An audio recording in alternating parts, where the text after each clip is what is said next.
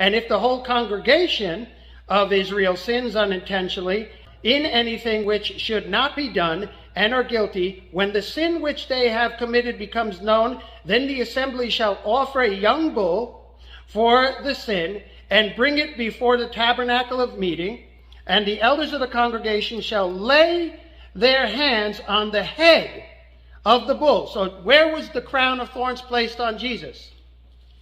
On the what? On the head, right? And so they lay their hands on the head of the bull. So it's almost like it's transferring the sin onto the head of the bull. Then the priest shall dip his finger in the blood and sprinkle it 7 times before the Lord. And what does the number 7 remind us of?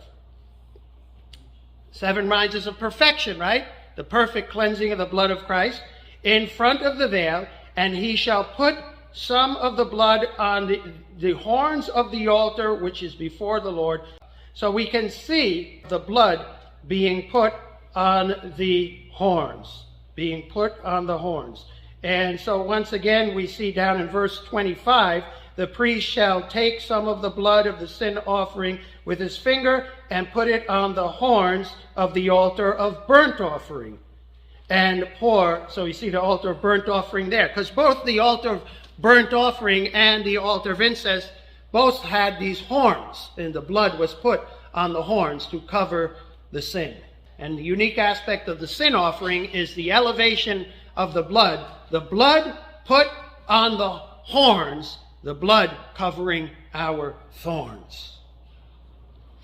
When we look at Jesus' crucifixion and we consider that imagery, well, we can see those 4 points of the altar of burnt offering being covered with blood, 4 horns, 4 thorns.